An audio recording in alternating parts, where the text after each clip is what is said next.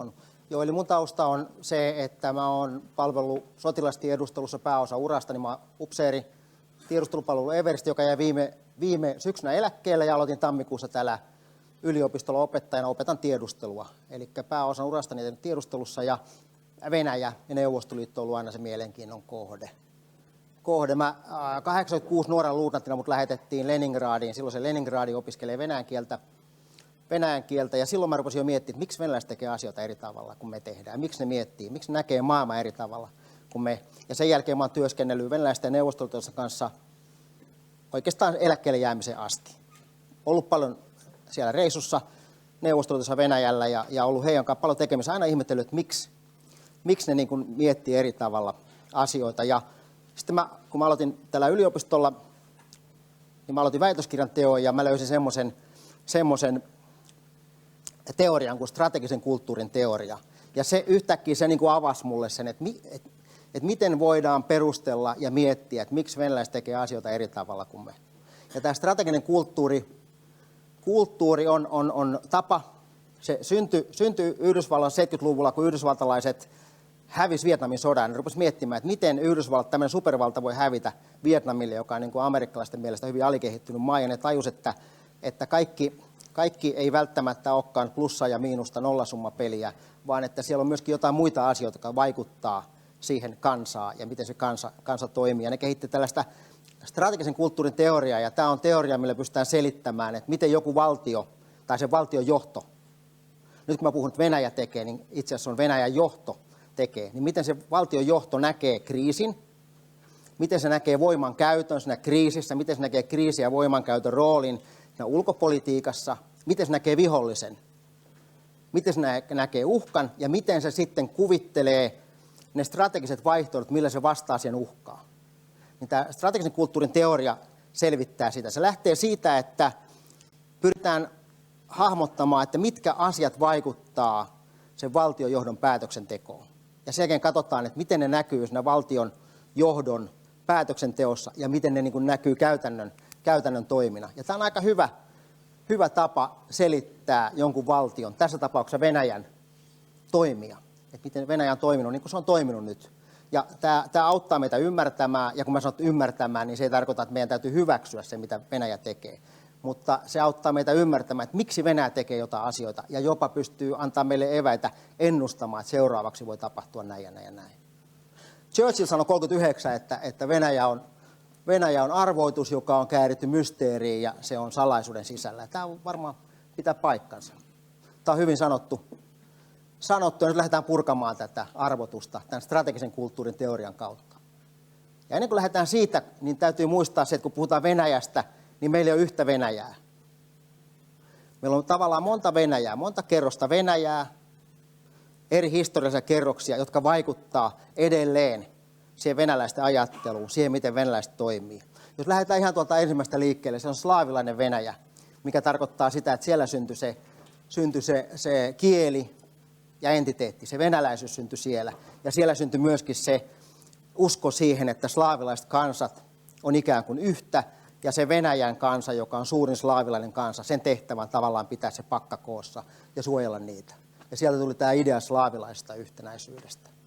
Ja kun mennään eteenpäin, kun Konstantinopoli kukistui, niin tämän itäisen Rooman perinteet siirtyi Moskovaan. Moskova käyttää itsestään termiä kolmas ja ikuinen Rooma, eli ne on ikään kuin tämän Itä-Rooman perinteen jatkajia. Siellä tuli tämä uskonto mukaan ja semmoinen konservatismi ja suhde esivaltaa. Tarkoittaa sitä, että esivaltaa ei haasteta. Esivalta on saatu Jumalalta, se joka meitä johtaa, hän on Jumalalta saanut sen voimansa johtaa meitä, ja hän on erehtymätön, ja sitä esivaltaa ei lähdetä haastamaan, ei missään tapauksessa. Ja sitten tulee tätä Bysantista Venäjästä. Kolmas hyvin paljon venäläisen toiminta-ajatteluun vaikuttava aika on tämä Mongoli-Venäjä. Eli 1240 mongolit vallotti Venäjä ja piti 150 vuotta Venäjää hallussaan. Ja se aika oli aika julmaa. Jos katsoo venäjän kieltä, niin hyvin paljon venäjän kielen sanoja, jotka liittyy kidutukseen, verotukseen ja korruptioon ja niin edelleen, tulee Mongoliasta tai mongolitten kielestä. Ja sieltä tämä hallintokulttuuri juurtui se persoonallinen yksinvalta. Eli on yksi ainoa kaani, joka johtaa. Ja se on se, joka johtaa. Kukaan muu ei johda. Muut on tavallaan passiivisia, alamaisia, ja se yksi kaveri johtaa sitä. Se ottaa vastuu ja se johtaa sitä hommaa. Ja siihen kun liitetään se, että se valta tulee Jumalalta, niin se on aika kova se johtaja heidän niin kuin maailmassa. Ja sieltä tulee tämä korruptio ja julmuus.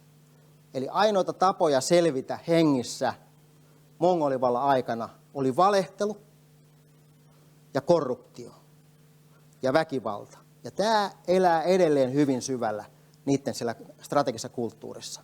Ja kun mongolivalta loppui, niin ei ne mongolit pakannut tavaroita ja häipynyt sieltä Venäjältä, vaan ne sulautui siihen kansaan, jolloin nämä perinteet meni siihen kansaan. Ja tietenkin siihen johtavaan osaan, koska nämä mongolit, jotka johti sitä maata, ne sulautui siihen johtaviin kerroksiin sitten. Ja tämä näkyy edelleenkin.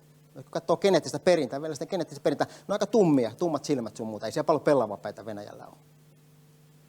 Sitten tuli tämä sekasorron aika. Tämä oli lyhyt aika, mutta tällä on iso merkitys venäläisille, koska silloin sekä ulkoiset ja sisäiset viholliset mylläs, puolalaiset vallotti Moskovan, Venäjällä ei ollut vahvaa johtajaa, ja sen jälkeen Mihail Romanov valittiin tsaariksi, ja venäläiset niin tajusivat, että vahva johtaja on parempi kuin sekasorto. Ja kun sieltä takaa tulee se, että valta tulee Jumalalta, ja se yksinvaltias on todellakin yksinvaltias. Ja tässä todettiin, että ainoastaan yksinvalta pelastaa Venäjän. Niin se on jo monta sataa vuotta tavallaan, että geneettisessä perinnässä on ollut se, että yksinvalta on ainoa oikea ratkaisu. Eli itsevaltius on parempi kuin kaos ja sekasorto. Sitten tultiin eurooppalaisen Venäjään, eli Pietarin suuri perusti Pietarin kaupungin 1700-luvun alussa tuohon suomalaisille soille, tuonne Nevan suistoon. Ja sen jälkeen venäläiset rupesi tavallaan taistelemaan siitä, että onko ne länttä vai itää.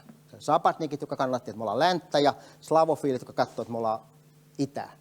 Ja tätä kamppailua käydään edelleen. Ja Venäjä rupesi nousemaan suurvallaksi. Ja tässä on mielenkiintoinen tapahtuma. Samalla kun Venäjä modernisoitu, ne myöskin mystifioi Venäjää. Eli Venäjä alkoi itse mystifioimaan itseään, nämä kirjailijat sun muut. Eli ne rakensi ikään kuin savuverhoa meidän ja heidän välille. Mystifioi Venäjää tietoisesti. Ja sitten suurvalta Venäjä tai Neuvostoliitto. Kylmä sota, voimapolitiikka, etupiirit. Täältä tulee tämä voimapolitiikka, etupiirit. Toinen maailmasta opetti niille, että parempi taistella ei omalla alueella, vaan muiden alueella. Ne menetti yli 20 miljoonaa ihmistä sodassa. Autoritaarinen hallinto. Eli se autoritaarinen hallinto on seurannut oikeastaan sitä mongolivallasta alkaen Venäjällä. Se ei ole muuttunut miksikään. Se nimi on vähän muuttunut, mutta se autoritaarinen hallinto on pysynyt aina samanlaisena. Ja sitten Venäjä näkee olevansa neuvostoton perillinen, niin kuin se jossain asiassa onkin. Eli nämä on ne 6 kerrosta, mitkä, kun me ajatellaan Venäjää, niin meidän pitää aina miettiä, että onhan mongolivalta, se vaikuttaa tähän ja niin edelleen. Että ei ole semmoista yhtä Venäjää, joka syntyi 90-luvulla, vaan se on pitkä perinne, se menee 1200-luvulla ja aikaisemminkin. Venäjä, 11 aikavuohykettä, nämä vaikuttaa myöskin Venäjään, nämä valtavat etäisyydet. Ja yksi mielenkiintoinen asia, että tämä alue tästä Puolan rajolta Moskovaan asti on yhtä tasankoa, oikeastaan Uralille asti on yhtä tasankoa, mitä on helppo hyökätä niin hevosilla kuin panssarivaunullakin. Ja niin on tehnyt. Napoleon on hyökännyt, saksalaiset on hyökännyt ja niin edelleen. Ja se on venäläisten geneettisessä perinnässä myöskin se, että joku aina hyökkää tänne. Me tulemme valloitetuksi ja niillä ei ole mitään suojaa, ei vuoria, ei jokia, ei järviä. Sen vihollisen, joka tyypillisesti tulee täältä ja pääkaupungin välillä. Eli ne on tavallaan maantieteellisesti ollut äärimmäisen helppoja aina vallottaa. Ja se vaikuttaa myöskin heidän ajatteluun. Usko venäläisyyteen. Venäläisyys muodostuu 3 asiasta. Se on oikeauskoisuus, eli ortodoksismi, itsevaltius ja narodnost, jolle ei löydy suomenkielistä käännöstä, mutta se tarkoittaa tavallaan sitä kansaa tai kansaan liittyviä asioita. Meillä ei semmoista sanaa suomen kielessä ole. Avataan sitä kohta lisää. Mutta ensin tämä yksinvaltius. Ne on aina ollut sieltä mongolivallan alusta alkaen. Siellä on aina ollut yksinvalta. Se on ollut kaani, tai se on ollut tsaari, tai se on ollut kommunistinen puolue, joka on yleensä personoitu Staliniin tai Khrushcheviin tai kehen tahansa, ja tsaareihin, tai nyt presidenttiin. Siellä on vahva yksinvalta, ja ne haluaa sitä yksinvaltaa, koska ne on tottunut siihen, että hyvä johtaja pitää sekasorron kaukana. Ne ajattelee sen asian niin, ja ne on tottunut siihen. 200 vuoteen, 300 vuoteen niin valtaa on pitänyt konservatiivit. Siellä oli muutama radikaali uudistaja. Pietari Suuri, no sen uudistukset suunnilleen onnistu. Näiden muiden herrojen uudistukset ei välttämättä ole sitten onnistunutkaan enää. Joku tietysti voi pitää Leninin juttuja onnistuneena tai Karpatsovin, mutta venäläiset itse näkee, että Karpatsov hajotti Neuvostoliiton. Eikä Jeltsinkään nyt mikään ihan superuudistaja ollut. Eli kaiken kaikkiaan niin siellä on valtaa pitänyt aina konservatiivit. Venäläiset uskoo oikeudenmukaiseen tsaariin. Ne uskoo oikeudenmukaiseen tsaariin, että se tsaari, kun se on saanut vallan sieltä Jumalalta, niin se ei voi tehdä virheitä. Eli se on erehtymätön. Se tsaari on erehtymätön. Ja sitten silloin prinssejä, joista tulee erehtymättömiä pikkuhiljaa. Kun on tämän tsaarin lähellä, niin niistä tulee pikkuhiljaa erehtymättömiä sitten. Ja jostain prinssistä tulee tsaari sitten aina. Erehtymätön tsaari, joka on aina oikeassa. Ja sitten se virhe tapahtuu täällä pajaristossa. Eli siellä on pajaristo, eli kansan ja tämän erehtymättömän tsaarin välillä on pajaristo. Pajarit, jotka eri aikana on vähän eri yhteiskuntaluokkaa, mutta tämä pajaristo syntyi tuolla jo 900-luvulla, eli se oli prinssien jälkeen. Eli meillä on tsaari, joka on erehtymätön, prinssit, jotka kasvaa tsaariksi, josta tulee erehtymättömiä joistain niistä, kun ne nousee tsaariksi. Sitten on kansa, siinä välissä on pajaristo, joka toteuttaa sen viisaan tsaarin oikeita päätöksiä, joskus väärin. Ja jos jossain tapahtuu virhe, niin se on tämä pajaristo, joka tekee sen virheen. Tsaari, joka on erehtymätön, tai presidentti tai keskuskomitean pääsihteeri, se on aina niin kuin erehtymätön. Ja se vika löytyy täältä pajaristosta. Ja sen sekasoron ajan jälkeen tämä pajaristo menetti valtansa täysin tsaarille ja omaisuutensa myöskin. Eli sekasoron aikana tämä omistaminen, kun aikaisemmin ne omisti, niin se omistaminen muuttui hallinnaksi. Eli tsaari otti kaiken pois ja antoi sitten hallintaan. Saat hallita tätä tilaa, tai saat hallita näitä orjia, tai saat hallita tätä laivaa, kauppalaivaa. Mutta se voidaan ottaa pois, jos menettelet väärin. Jos tsaari ei ole tyytyväinen, se tavara lähtee pois sulta. Eli omistaminen muuttui hallintaoikeudeksi. Ja Neuvostoliiton aikana tämä jatkui tämä hallintaoikeus omistamisen sijaan. Eli Neuvostoliitossa, kun saavutit tietyn valta-aseman, niin sulla oli hallintaoikeus. Sä pääsit Datsalle, Jaltalle ja sulla oli musta tsaikka, joka haki sut töihin sun muuta. Mutta sä et omistanut näitä, mutta sulla oli hallintaoikeus näihin. Ja tähän liittyy myöskin se, että kun saavutat tietyn aseman, sulla on oikeus tiettyyn osaan korruptioon. Eli tietty valta-asema antoi sulle oikeuden tiettyyn korruption asteeseen myöskin. Alemmalla virka-asteella et saanut varastaa niin paljon, mitä ylemmäs pääsit, se enemmän saat varastaa. Ja siinä oli säännöt. Niitä sääntöjä piti noudattaa. Ne ei ollut kirjallisia sääntöjä tietenkään, mutta kaikki tiesi ne pelisäännöt. Ja tämä ihan sama systeemi on tällä hetkellä Neuvostoliitossa, Venäjällä. Eli se nomenklatuura, eli nimilistat kertoo, että kuka on milläkin asteikolla ja kuinka paljon hän saa tavallaan ottaa naljevaa, eli korruptio. Ja siellä on nämä liikemiesoligarkit kuuluu myöskin tähän. Ja säännöt on niin, että ei saa varastaa väärältä kaverilta tai ei saa varastaa sitä omaa asemaansa enempää, vaan varastat vaan sen määrän, mikä sulle kuuluu. Muuten käy niin että no tässä on näistä pajareista vielä.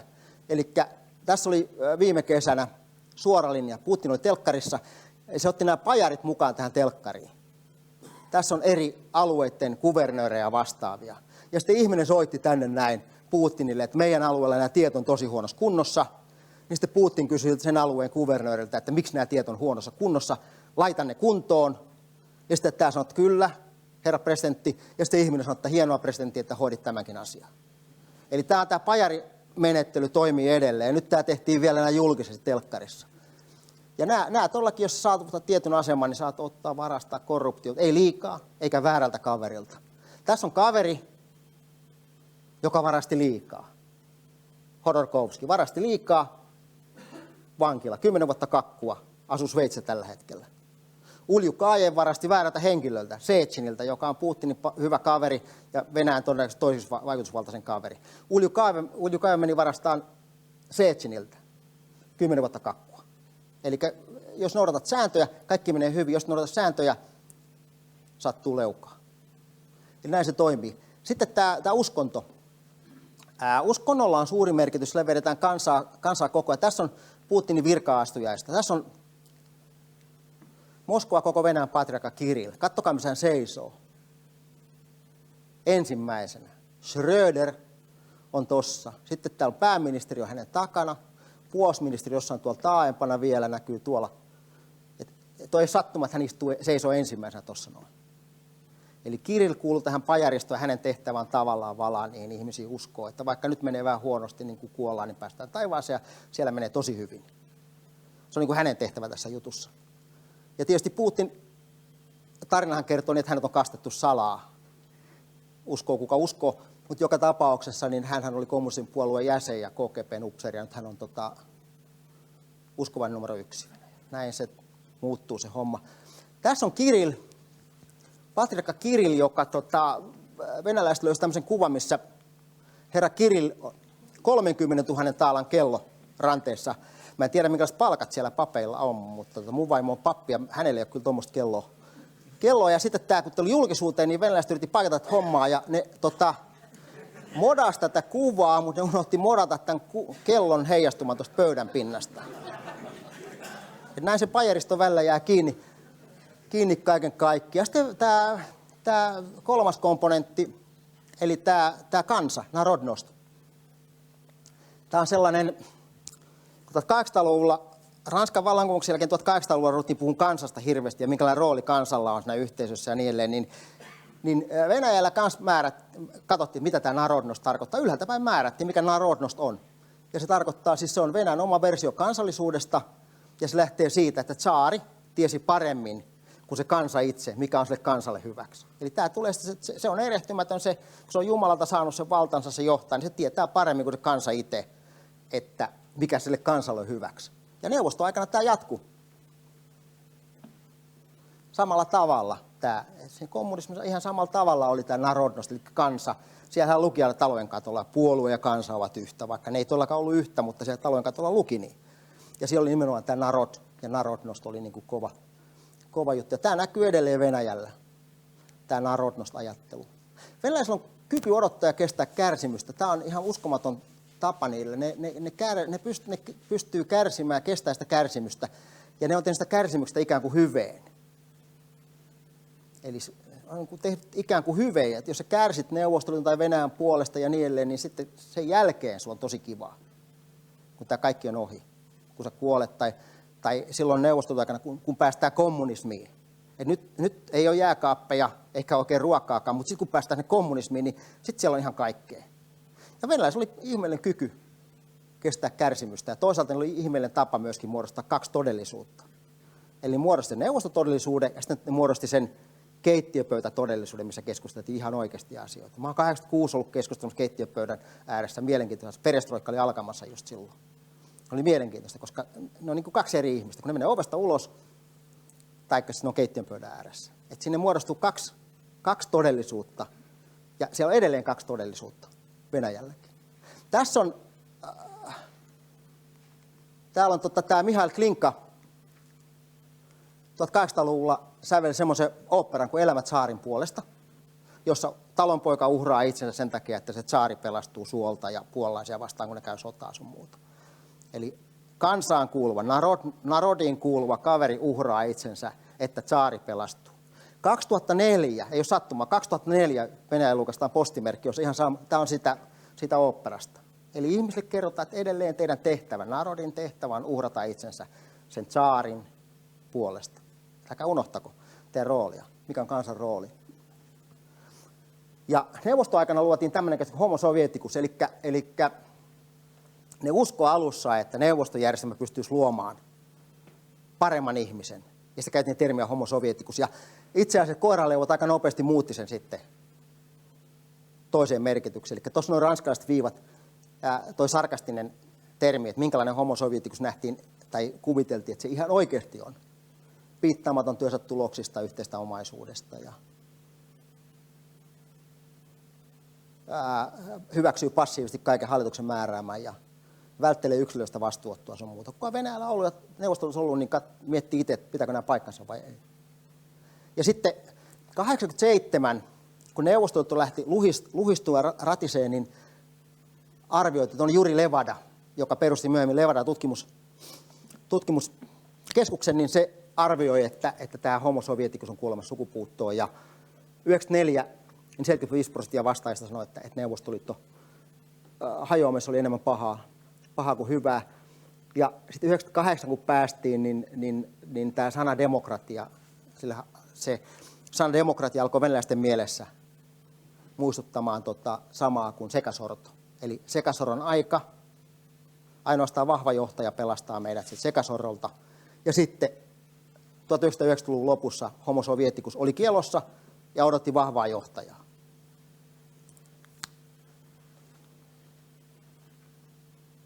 Tässä on vielä Nikolai ensimmäisen, tämä voisi olla Vladimir ensimmäisenkin, joka tällä hetkellä on vallassa, niin Vladimir ensimmäisen sanontoja, että autokratia, ortodoksismi ja ruski mir, eli venäläinen maailma, on koottava venäläisten kaksoiskotkan siipien suojaa.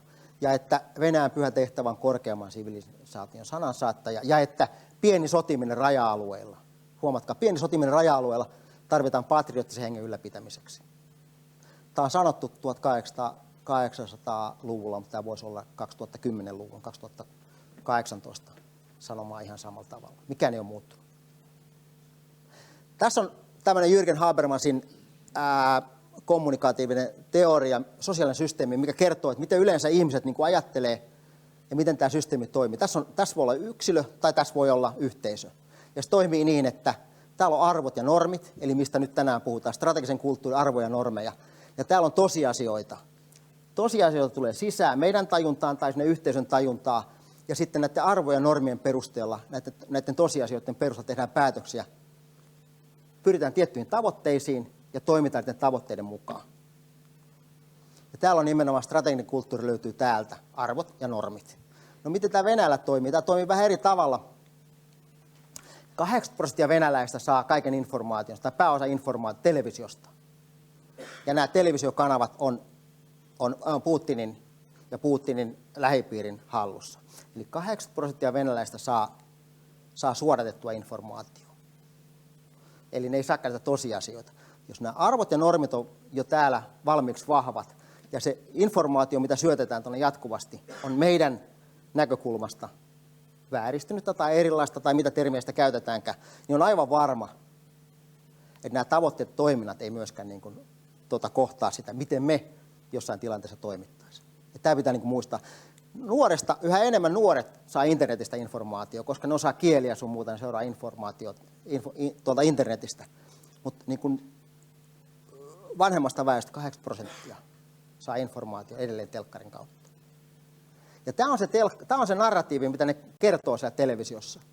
Ne kertoo, että Venäjä on piiritetty linnake. Että NATO piirittää Venäjää.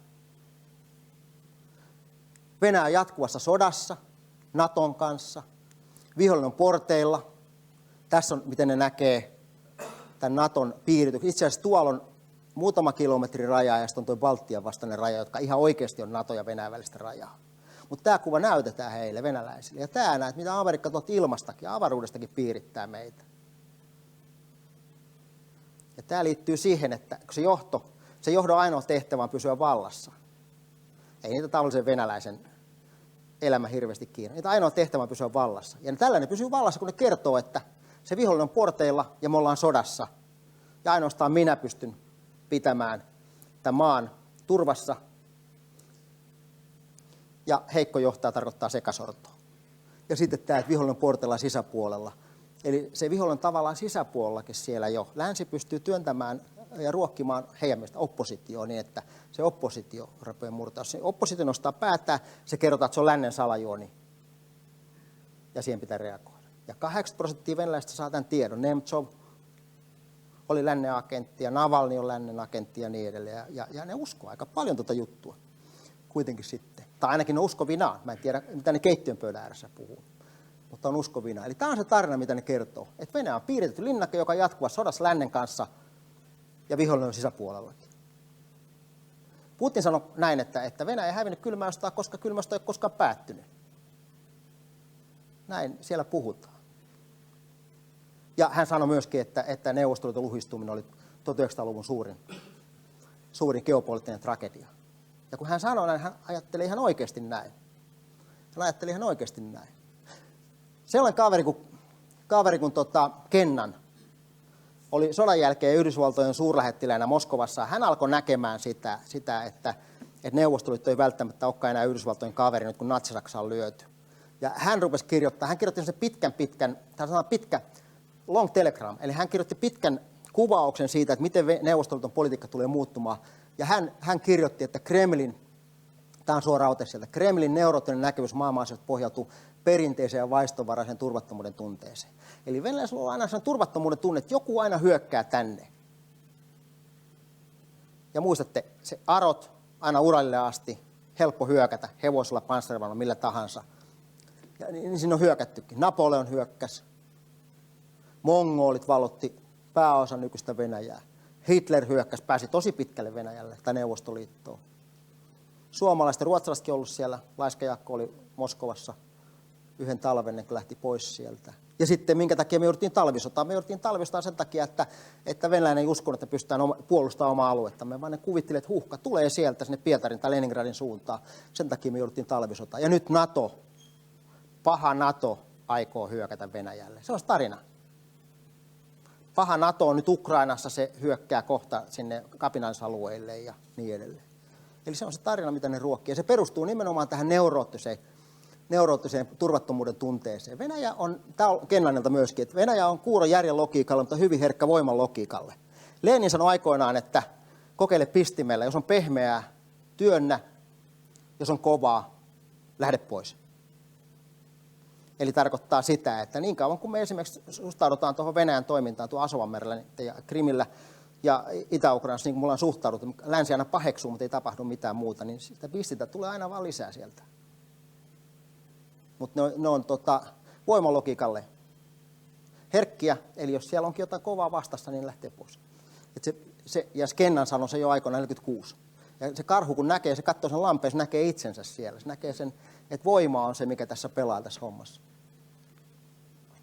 Venäläiset on imperialisteja ihan niin kuin yhdysvaltalaisetkin. Yhdysvaltalaisten imperialismi perustuu siihen, että ne haluaa saada jotain. Ne haluaa saada öljyä tai mitä tahansa. Venäläisten imperialismi perustuu pelkoon. Eli se imperialismin lähtökohta, syy on ihan erilainen. Venäläisten imperialismi perustuu siihen, että ne pelkää, että joku taas hyökkää sinne. Ja ne pyrkii ratkaisemaan se ongelman sillä tavalla 50-luvulla, että ne perusti sen Varsovan liiton, jolloin ne saa puskurin tähän vihollisen ja itsensä väliin. Nyt Varsovan liitto on lakkautettu. Ne rakentaa sitä puskuria vähän eri tavalla. Tässä on kuva, näkyy vähän huonosti. Tässä on ilmatorjunta, venäläiset S-400 ilmatorjuntausjärjestelmien kantamakehät. Eli ne rakentaa nyt ilmassa sitä puskurivyöhykettä. Alkaen tuolta Kuolan niemimaalta mennään Kannakselle, sitten Kaliningradiin, Krimille ja Syyriaan. Ne rakentaa nyt ihan eri tavalla tätä puskurivyöhykettä, koska ne ei pysty saamaan sitä maata, ne ottaa ilmaa. Ja ne ei ota pelkästään ilmaa, vaan ne ottaa myöskin informaatio. Eli ne työntää sitä omaa vaikutusvaltaa tuolla informaatioympäristössä. Ne puhuu semmoista termistä kuin informaatiogeopolitiikka. Tarkoittaa sitä, että kun me ei voida maalla edetään ilmassa, ilmatorjuntajärjestelmillä, ja sitten me edetään informaatiotilassa. Että me haetaan sieltä lisää tavallaan sitä suojaa Venäjän ja sen vihollisen väliin. Ja niillä on tökörö ja taitava vaikuttaminen. Ne tekee taitavasti tämän. Se taitava vaikuttaminen, me ei välttämättä tajuta, että se on vaikuttamista. Se on tökörön vaikuttaminen, jonka tehtävä on vetää meidän huomio sinne. Joku Johan Beckman esimerkiksi, se kuuluu tähän tökörön vaikuttamiseen. Kun Johan Beckman puhuu Venäjän puolesta, niin me huomataan, että hei, sehän puhuu Venäjän puolesta. Ja me ollaan kauhean tyytyväisiä, kun me huomataan se informaatiovaikuttaminen, vaikka itse asiassa sen tehtävä osittain vaan vetää meidän huomio sinne, ja se informaatiovaikuttaminen tapahtuu ihan jossain muualla. Meillä on pääministereitä pankkien johtokunnissa. Meillä on pääministereitä, vanhoja pääministereitä, kaasuputkia hoitamassa. Meillä on jääkiekkojoukkue, joka pelaa KHL ja niin edelleen. Ehkä se informaatiovaikuttaminen tapahtuukin jossain siellä, ja me katsotaan sitä Beckmania, että hei, mehän huomataan tämä.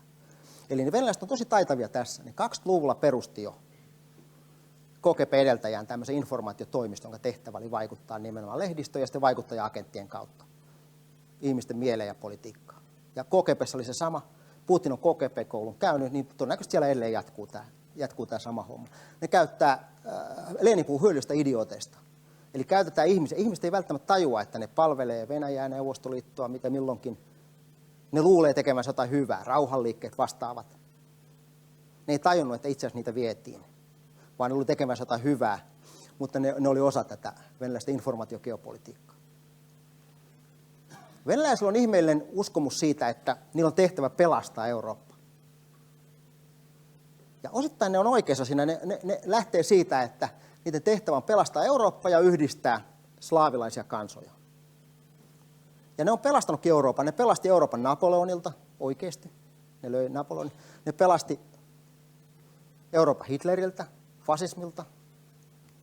Ja tällä hetkellä, mä muistan kun 90-luvulla mä olin Neuvostoliitossa työmatkalla Venäjällä ja keskustelin venäläisten upseereiden kanssa. Mä kysyin, mitä te teette siellä Tšetšeniassa, miksi te niin kuin soditte siellä?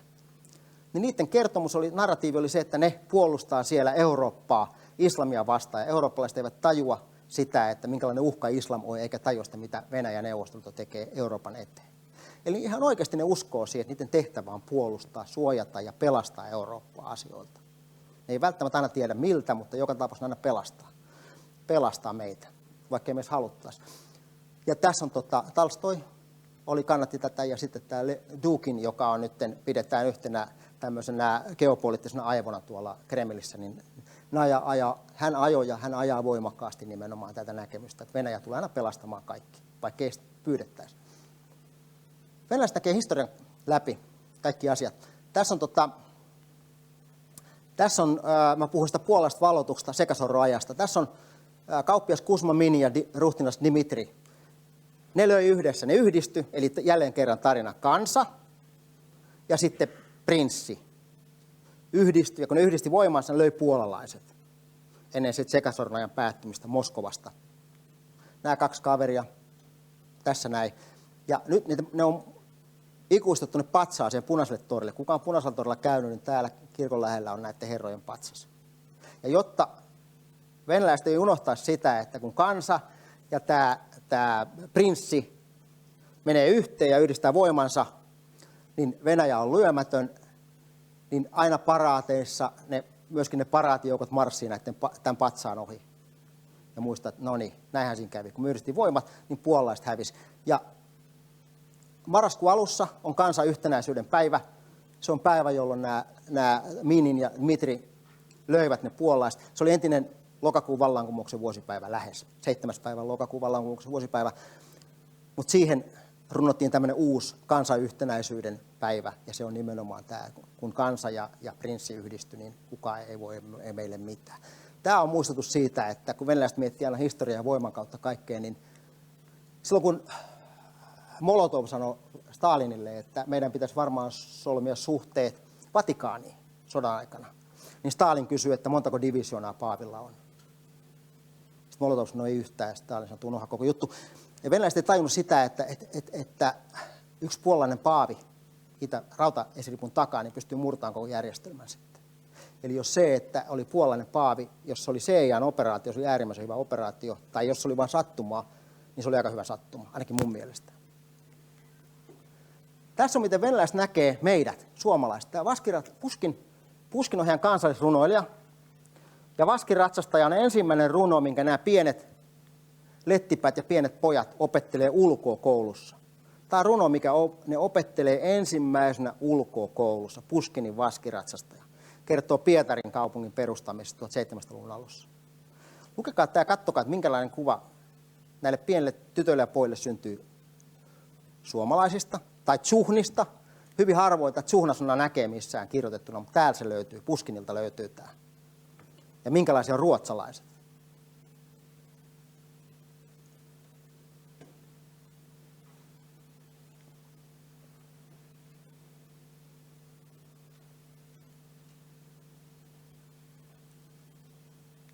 Eli kaupunki perustetaan kiusaksi Korskan naapurin, eli ruotsalaisten kiusaksi. Ja ennen kuin se kaupunki perustettiin, se oli suoaluetta, missä oli mökki siellä sun täällä ja ne oli asumus köyhien tsuhnien, eli meidän. Ja sitten suomalainen lapsipuoli, luonnonpuolueen, tämä on paljon jyrkemmin sanottu vielä sen alkuperäisessä. Tämä on käännetty positiivisesti, meidän kannalta positiivisesti täällä. Tämä on vielä niin kuin jyrkemmin sanottu tässä.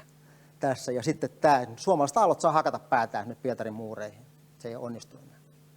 Eli tämä on se kuva, minkä nämä pienet ennen Neuvostoa nykyään venäläisihmiset saa niin kuin Suomesta ja Ruotsista.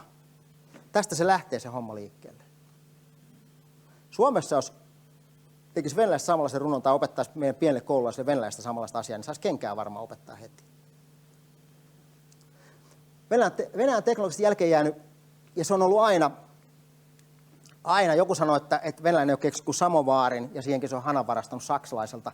Sitä mä en tiedä, onko se totta, mutta tämmöinen sanonta on. Tämä on mielenkiintoinen maalaus, tämä on Ilja Repinin maalaus, Burlakina Volge, ja tämä on siinä mielessä mielenkiintoinen maalaus, että se Venäjän jälkeenjääneisyys näkyy tässä. Ei näissä lauttureissa, vaan täällä. Jos mennään tuonne taaemmas, niin siellä näkyy Saksasta saatu höyryalaiva.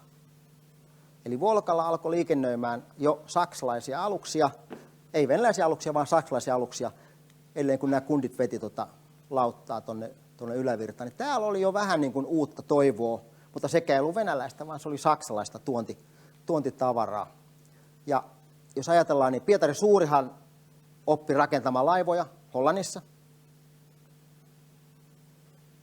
Venäläiset yritti itse rakentaa tietokoneita. 1970-luvun lopussa ne teki päätöksen, että ei, meillä ei ole kykyä siihen, vaan me ruvetaan kopioimaan IBM. IBM 360 oli järjestelmätön, rupesi kopioimaan. Afganistanin sota vaikeutti pikkasen sitä hankintoja, mutta ne sai kuitenkin peitefirmojen kautta, muun muassa Japanin kautta, IBM:n laitteita, mitä ne sitten purki, valmisti samanlaisia osia ja kokos. Tässä on venäläinen mikrosiru, joka on kopio. Ydinase, silloin kun Stalin ymmärsi, että Yhdysvallat kehittää ydinaseita, niin tiedonhankinnan, kaikkien tiedustelupalvelujen tiedonhankinnan ihan ykkösprioriteetti oli kaikki, mikä liittyy ydinaseeseen, hankkikaa tänne. Ja Neuvostothan sai ydinaseen muutama vuotta sen jälkeen. Tässä on tyyppejä, jotka hankki sitä ydinasetta. Muutama joutui sähkötuoliinkin, muun muassa nämä Rosenbergit. Mutta siis toi ydinasehan oli, Neuvostoliitto varasti Yhdysvalloilta se. Ja nyt mitä tapahtuu on se, Venäjällä ei ole kykyä itse kehittää tekoälyä. Kiinalaisilla on, venäläisillä ei ole. Putin on sanonut näin, että kuka hallitsee keinoälyä, hänestä tulee koko maailman hallitsija. Ja ihan varmaa on, että tällä hetkellä niin tiedustelupalveluiden yksi tärkeimmistä tehtävistä on hankkia kaikkea, mikä liittyy keinoälyyn. Venäjän totuus. Tämä on mielenkiintoinen juttu. Jos katsotaan kieltä. Kielihän kertoo sitä, miten ihmiset ajattelee ja miten se yhteiskunta ajattelee. Yhdysvalloilla on 2 sanaa vapaudelle, liberty ja freedom ja niin edelleen. Venäjällä on 2 sanaa totuudelle ja 3 sanaa valheelle. Se ei ole varmaan sattuma. Niillä on sana pravda, joka on totuus, mutta ei siinä mielessä kuin totuus. Absoluuttinen totuus on, vaan pravda on enemmänkin totuus, jolla päästään eroon ilkeistä tilanteesta. Se on vähän niin kuin taktinen totuus. Taktinen totuus. Istina on valheen vastakohta. Istina on totta, niin totta kuin vaan voi olla. Mutta pravda on enemmän sellainen, joskus se voi olla totta, joskus se voi olla ei ihan niin totta. Ja 3 sanaa valheelle, ja toi vranjo on tällainen valkoinen valhe, niin kuin meillä on valkoinen valhe, mutta se on niin kuin strategisen tasavalkoinen valhe. Se on myöskin tavallaan tapa päästä eroon ilkeistä tilanteista. Ja venäläiset tietää se, me ei tiedetä sitä. Me luullaan, että maailmassa on vain totuus ja valhe. On vain musta ja valkoinen tai plussa ja miinus. Me niin kuin luullaan, koska meillä niin yleensä on. Ja tämä on synty siellä mongolivallan aikana. Väkivalta, valehtelu oli tapa selvitä hengissä mongolivallan aikana. Ja tämä on jäänyt siellä elämään sitten siinä järjestelmässä. Ja niin on tämmöinen kuin krukavaja paruka, ympyrä tai porukkatakaus. Suomen porukkasana muuten tulee tästä. Se tarkoittaa sitä, että jos meillä on joku joukko, jolla on yhteinen tavoite, olkoon se vaikka Kremlin johto tai Venäjän asevoimat tai mikä tahansa. Meillä on yhteinen tavoite ja mä astun siitä ympyrästä ulos ja valehtelen. Niin, että ne, jotka kuuluu siihen minun porukkaan, ne kuulee, että minä valehtelen. Niin he ei tuomitse minua valehtelijana, koska ne ymmärtää, että minä käytän sitä taktista totuutta sen yhteisön tavoitteiden saavuttamiseksi. Eli se taktisen totuuden käyttö, eli se valehtelu hyväksytään, jos se tehdään sen porukan eteen. Ihan niin kuin sä saat varastaa, kun et varasta liikaa tai väärältä kaverilta. Saat myöskin valehdella, jos valehtelet sen porukan eteen. Ja meillä on, niin kuin, totuus on musta ja valkoinen ja niin edelleen. Toi Masha Gessenin, joka on muuten hyvä kirja, mä otin mukaan tämä Venäjällä tulevaisuutta. Tämä kannattaa lukea, ketä tämä teema kiinnostaa. Niin Masha Gessen puhuu kaksoisajattelusta. Eli se on vähän sitä, että siellä keittiön pöydän ääressä sanotaan eri asia kuin ovien ulkopuolella. Niin tässä on vähän sama juttu. Ja kaikki ihmiset ymmärtää, että Ahti puhuu keittiön pöydän ääressä ihan eri juttua kuin ovien ulkopuolella. Kaikki ymmärtää, miksi se tapahtuu. Ja niin edelleen. Ja tämä perustuu siihen, että kun ne lanseeraa sen tarinansa, vaikka että meillä ei ollut mitään tekemistä Skripalin myrkytyksen kanssa, tai että ei meillä ole mitään tekemistä sen Malilakoneen alasampumisen kanssa, niin tämä perustuu siihen, että meillä tällä lännessä, oikeusvaltiossa, kun me esitetään väite, niin meidän pitää pystyä 100% aukottomasti todistamaan, että se väite on totta. Ja kun he esittää jonkun väitteen, niin siellä jää aina niitä pieniä aukkoja, jotka me ruvetaan miettimään, että onkohan tuo kuitenkaan totta, ja niin edelleen. Kun se toimii eri tavalla, se totuuden ja valheen käsitys siellä. Tässä on Teriön hallitus. Hän oli tarina, jonka mukaan Suomen työtä tekevä väestö oli kyllästynyt Mannerheim-Tannerilaiseen fasistijunttaan ja perusti hallituksen, jonka tehtävä oli vapauttaa Suomen kansa. Sitten kun ne tuli sieltä, niin sitten ne huomasi, että eihän tämä ollutkaan ihan näin. Tai tämä. Presidentti sanoi, että meillä ei ole mitään tekemistä näiden Yhdysvaltojen vaalien sekaantumisen kanssa. Hän sanoi ihan pokkana näin. Ja venäläiset, jotka näkee ja kuulee tämän, tietää, että siellähän me oltiin, mutta ei jääty kiinni. Ja sitten taas lännessä mietitään, no ketkä ne sitten oli, jos ne ei ollut venäläisiä. Et kun me ei tajuta sitä venäläisten ajattelua, sen taktisen totuuden käyttöön. Silloin kun ne meni Krimille, niin Putin sanoi, että ne ei ole venäläisiä joukkoja. Ja jos meidän ylipäällikkö kieltäisi suomalaisen sotilaan, että ne ei ole suomalaisia sotilaita, niin se olisi aika paha paikka, se sotilas menisi lakkoon tai se masentuisi tai jotain. Mutta venäläiset, ne oli ylpeitä siitä, että meidän presidentti pystyi käyttämään taktista totuutta. Putin sanoi, että ne ei ole venäläisiä joukkoja. Me ruvettiin täällä lännessä miettiä, että no ketä ne on? Mistä ne on sinne ilmestyneet? Ketä ne oikein on? Jolloin oli 2-3 vuorokautta aikaa ottaa se alue haltuun täysin. Ennen kuin sitten Putin muistaa, olihan ne venäläisiä joukkoja. Tai sitten tämä Malisaskonen alasampuminen. On pystytty aukottomasti osoittamaan, että se oli venäläinen 53. ilmatorjuntaprikaatista se ohjuslavetti, joka ampui tuolla alas. Niin hurjimpia juttuja, mitä Venäjällä liikkuu, että silloin kun tämä oli kuumimmillaan tämä juttu, oli se, että ne ihmiset oli jo kuolleita, kun ne oli siellä lentokoneessa. Ja sitä levitettiin sitä juttua. Että ne ihmiset, jotka kuoli tässä, niin ei ne kuollut oikeasti, vaan ne oli jo kuolleita. Mutta kukaan ei kyseenalaistanut, koska ne tiesi, että se on taktinen totuus. Ne ei kyseenalaistanut, miten se lentokoneen kapteeni saatiin lentämään lentokonetta, joka on täynnä kuolleita ihmisiä, ja sanotaan, että sinut ammutaan kohta alas. Kukaan ei lähtenyt kyseenalaistaa sitä, koska ne tiesi, että se on taktinen totuus. Tai sitten niin, että tässä on tarina siitä, että miten Donbassin alueella urheat kaivostyöläiset lähtee taistelemaan Kiovan fasistista junttaa vastaan, ja sitten kun siellä on niitä mielenosoituksia, niin ne jotkut unohtanut ottaa pois ne Venäjän asevoimien joukostunnukset, ne on ollut siellä mielenosoituksen mukana. Tai sitten, että meillä ei ole mitään tekemistä DNC, eli demokraattipuolueen hakkeroinnin kanssa. Ja itse asiassa siellä jäi sekä GRU, eli sotilastiedustelu, että FSP, eli siviilitiedustelu, jäi molemmat kiinni sieltä noilta servereiltä.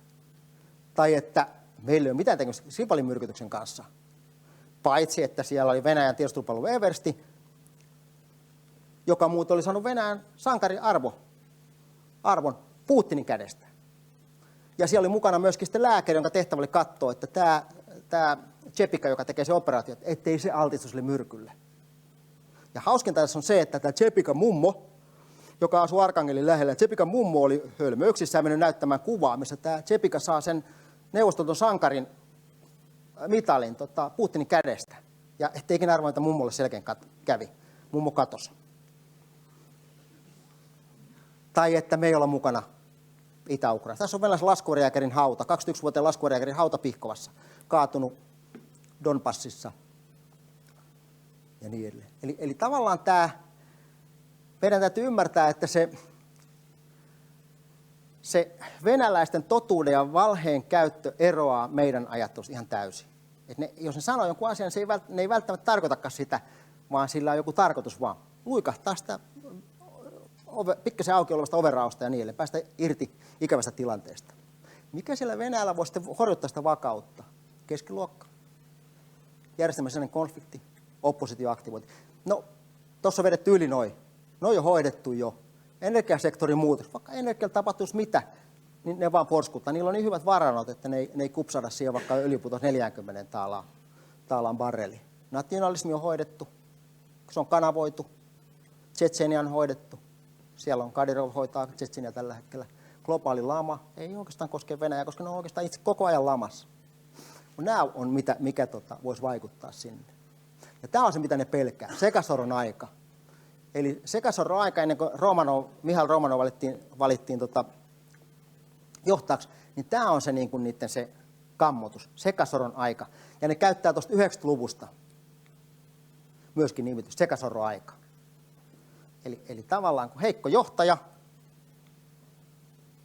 maa on sekasorrossa. Eli vaikka vähän sattuu, niin mieluummin vahva johtaja, koska silloin ei ole sitä sekasortoa.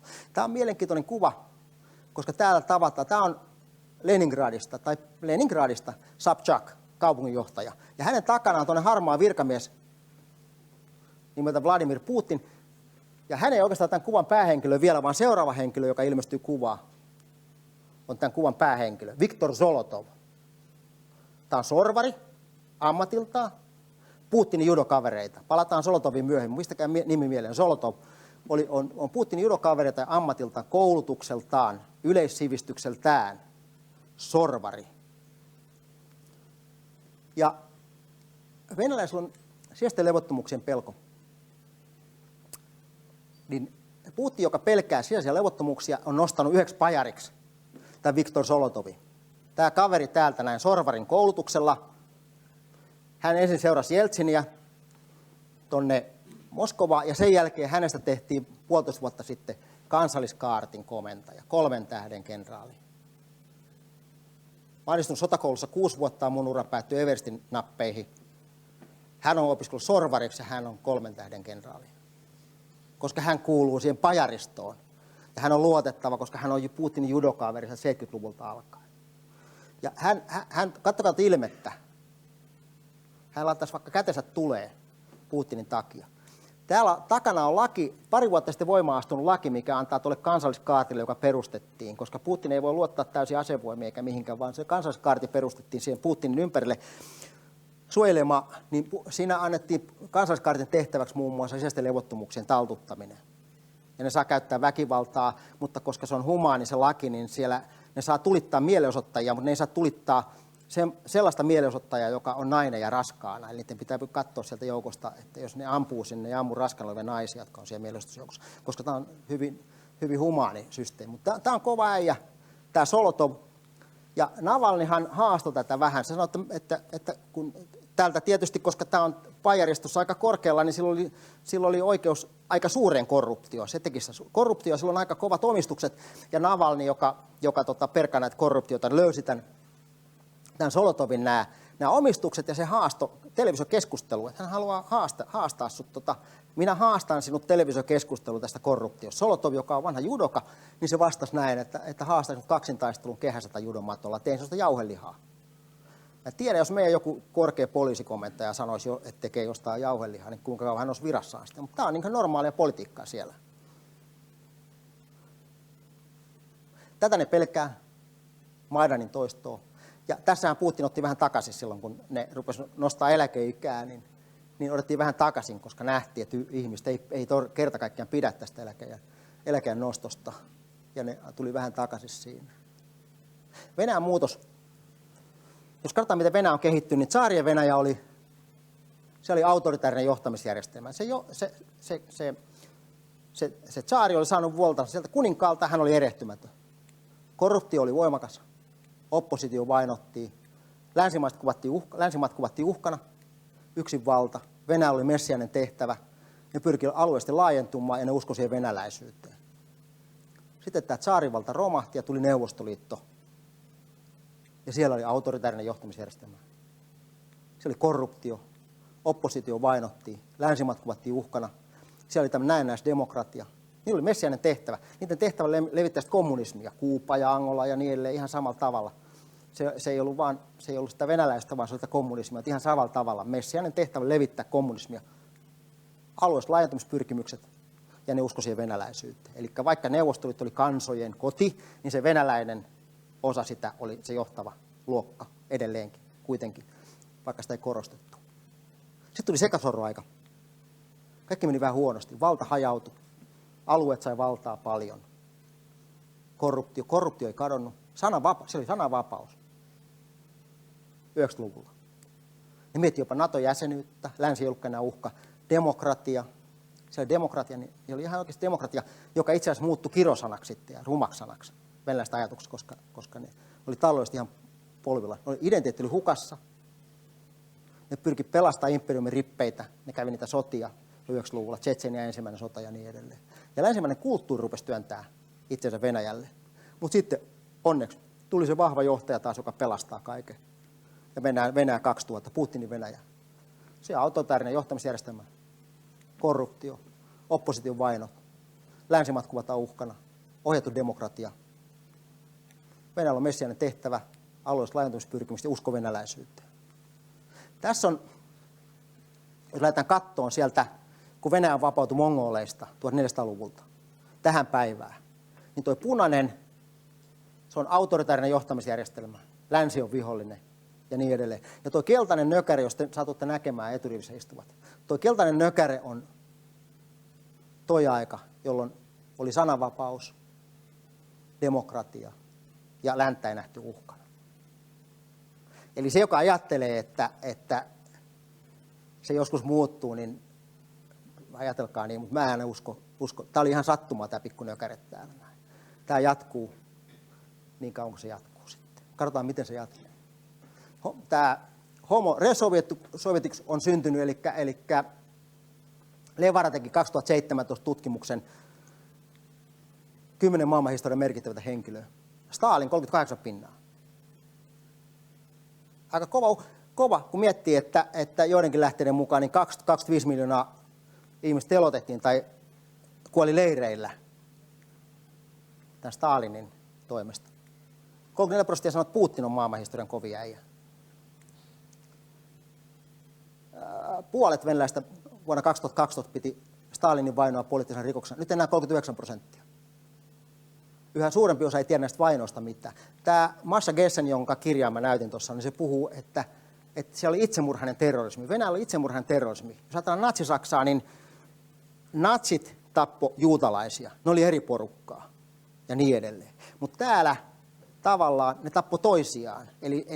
Eli ne perheet ja ne suvut, ne sekoittu niin, että se joka perheessä, joka suvussa oli sekä uhreja että telottajia, jolloin ei syntynyt koskaan sellaista tilannetta, että tämä asia selvitettiin, niin kuin Saksassa. Ihmisille kerrotaan, että natsit oli pahoja ja juutalaiset oli uhreja ja tämmöistä ei saa enää tapahtua. Venäjällä ei koskaan tapahtunut tavallaan tämmöistä niin kuin pyykinpesua, koska ne oli niin sekaisin. Samasta perheestä oli ampuja ja ammuttu, samasta suvusta oli ampuja ja ammuttu. Ei koskaan päästy siihen tilanteeseen, että käydään läpi, mitä oikein tapahtui. Sen takia ne pitää Stalinia kovana heppuna edelleen. Ja se on aika huolestuttavaa. Menneisyyden palvonta, ne haluaa palata tuommoiseen kuvitteelliseen menneisyyteen. Ei semmoista menneisyyttä, mihin ne haluaa palata, niin ei semmoista oikeasti ollut, mutta ne luulee, että semmoinen oli. Oli Stalinin ihanointi, kaipuu tsaaria, imperiumia ja niin edelleen. Ja sitä halu korjata väitettyjä Venäjän kokemia historiallisia vääryyksiä. Kaikki kansat on kokenut vääryyksiä. Me menettiin Karjala, mutta ei me huudata sen perään enää. Turpiin tuli, Karjala meni ja se on sitten siinä. Mutta venäläiset, ne koko ajan kaivamalla kaivaa niitä vääryyksiä, mitä kohtaa heitä on tehty ja ne haluaa oikaisuja siihen. Nyt tällä hetkellä Krimihän annettiin 54 Ukrainalle. Se otettiin takaisin, koska se oli vain oikeudellisen vääryyden tai historiallisen vääryyden oikaisuja ja niin edelleen. Näin tämä polkee tämä homma. Eli niillä on kaipuu Neuvostoliittoa, jota ei koskaan ollut olemassa. Tässä on, jos ajatellaan, siinä on eläkeläinen virkamies, opettaja, opiskelija, koululainen. Siinä on niiden iät ja syntymävuodet. Eli toi Gessin puhuu tämmöistä kuvitteellista menneisyydestä, joka itse asiassa on tällainen romantisoitu ja glorifioitu neuvostoaika, mitä se ei ollut. Mitä kauemmin sitä menee aikaa, sen hienommaksi aika muuttuu ihmisten mielissä ja päässä. Ja sitten on tämä demokratia, joka on sekasoron aika. Ja sitten on Gersen käyttää tämmöistä kuin tulevaisuutta, jota ei ole. Et tässä on niin kuin miten nämä ihmiset on elänyt, ja kun se vetää tuolle isolle janalle, niin siitä voi jokainen tehdä johtopäätöksiä, että mitä tuo koululainen tai opiskelija, mitä se niin kuin miettii. Se on oikeastaan koko ikänsä elänyt Putinin vallan alla. Ja se on koko ikänsä kuullut telkkarista sitä, että länsi uhkaa meitä ja me ollaan piiritetty linnake ja ollaan sotatilassa ja niin edelleen. Tämä on hyvin haasteellista. Mitä siellä voi tapahtua? Eli tuo pysähtyneisyyden aika jatkuu, kunnes Putin poistuu. Tai sitten niin, että tulee tuollainen rajumpi aika, Stalin aika 2, kehitys pysähtyy ja alkaa sortotoimet, rautaesirippu. Tai sitten se romahtaa. Koko systeemi romahtaa, niin kuin helmikuun 17 toistuu. Tai se demokratisoituu, mitä mä en henkilökohtaisesti kyllä ehkä usko. Tai se polarisoituu, eli siellä tulee taas ne sapadnikit ja slavofiilit, länsi ja itä alkaa kamppailemaan keskenään. Mutta jotain tämmöistä siinä voi olla. Mä puhuin niistä prinsseistä aikaisemmin. Tuossa on 2 prinssiä, jotka mä oon itse niin kollannut sieltä. Eli meillä on hyvä tsaari, joka on erehtymätön ja hän jää eläkkeelle 2024. Todennäköisesti. Ja hänen tilalle valitaan sitten uusi tsaari. Tässä on 2 potentiaalista kaveria, koska tämän prinssi on oltava kova äijä. Sen pitää pystyä takaamaan tämän eläkkeelle jäävän tsaarin loppuelämä niin, että se on turvassa. Ihan niin kuin Putin takasi Jeltsinin elämän niin, että Jeltsin eli rauhassa kaikilta juridisilta toimenpiteiltä, kunnes hän kuoli. Ihan samalla tavalla Putin etsii nyt tämmöistä prinssiä. Medvedev oli liian pehmeä, hän ei siihen pysty. Tässä on 2 kaveria. Tämä Djumin, ja tähän prinssitarinaan kuuluu aina se, että se prinssi on sankari. Et ennen kuin hänestä tulee erehtymätön tsaari, hän on sankari. Hän jollain tavalla sankaroituu. Ja tämä Djumin on sankaroitunut. Hän on saanut Venäjän sankarin arvonimen.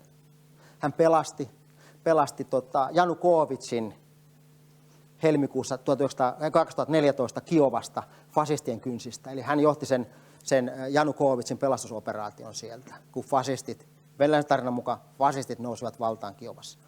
Niin hän ansaitsi siellä tuon Venäjän sankarin arvonimen. Hän oli kenraalimajori ja varapuolustusministeri. Ja sitten hänet on laitettu talteen tuonne Tulan alueelle. Eli hän on tavallaan sankarin viitan ansainnut. Hän on turvassa nyt tuolla Tulan alueella. Hänet on tornitettu. Venäläisessä sakinpelaa kanssa tornittaa ihmisiä. Djumin on tornitettu tuonne Tulan alueelle odottaa. Se on lähellä Moskovaa alueella, missä ei pitäisi mennä mikään pieleen. Eli tämä sankari ei enää tee mitään väärää ennen 2024. Ja hän odottaa siellä, opettelee hallintoa. Tuommoinen hyvä alue, Tulan hallintoalue. Ja tämä toinen Sinitsev on tällä hetkellä poikkeustilaministeri. Ja poikkeustilaministeri on aina se, joka pelastaa venäläisiä. On kysymystä vedenpaisumus tai mikä tahansa. Eli hän tulee myöskin saamaan tämän Venäjän sankarin arvonimen. Hän pelastaa venäläiset jossain vaiheessa ennen vuotta 2024. Ja hän on aika kova rekordi, kun katsoo, missä hän on työskennellyt aikaisemmin. KGB, FSB, FSO. Eli järjestelmän mies, hyvin lähellä ollut Putinia. Ja nämä asusti vielä samannäköisiä ihan nämä kaverit. Ainoa ero näillä on oikeastaan, että Djumin pelaa maalivahtina siinä jääkiekkojoukkueessa, missä pelaa toi Putinkin. Ja hän on hyvä maalivahti. Poissulkee silloin, kun Putin ampuu, niin silloin yleensä menee aina maaliin. Hän osaa myöskin tämän pajaripelin aika hyvin. Tässä mennään takaisin sosiologisiin tutkimuksiin, niin tämä Putinin kannatus alkaa laskea. Siellä puhutaan, että venäläiset sanoo, että Putin on vastuussa ongelmista ja asevoimat ei ole niin tärkeä. Tärkeämpi on ihmisten niin kuin hyvinvointi. 20 miljoonaa ihmistä elää köyhyysrajan alapuolella. 22% väestöstä pystyy ostamaan vain välttämättömät elintarvikkeet. Kyllä se vähän niin kuin kuplia kuohuu. Tässä on mielenostajan lausunto. Hän sanoo, että 2 vaihtoehtoa. Vallanpitävät tiedostavat tunnelmaa, kuuntelevat kansaa tai tulee jonkinlaisia sosiaalisia räjähdyksiä. Kun kattilan kanssa suljetaan oikein tiukasti, se voi lopulta lennättää ilmaa. Ihan niin kuin se on 17 helmikuussa ja sitten lokakuussa, eli marraskuun vallankumous tapahtui ihan samalla tavalla, kun liian tiukalla oli kansi, niin jotain voi tapahtua. Tämä on hänen näkemys, ja tämä on nyt viikko sitten tämä haastattelu mun mielestä. Että mihin se Venäjä menee, miten se tapahtuu, niin se on vaikea sanoa. Tämä on viimeinen kuva. meni minuutilla yli. Tämä on viimeinen kuva. Tämä on mielenosoituksesta Moskovasta syyskuusta. Ja tässä voi olla se tulevaisuus. Tämä kundi kuuluu varmaan siihen ikäluokkaan, joka saa informaationsa internetistä. Ei kuulu sen 80%, joka saa sen suodatetun tilannekuvan sieltä. Ja tässä voi olla se tulevaisuus sitten, 10-15 vuoden päästä. 2030 joskus silloin saattaa tapahtua jotain, jollei se kansipomppa auki ennen seuraavia presidentinvaaleja. Hyvä. Mä lopetan tähän kuvaan ja nyt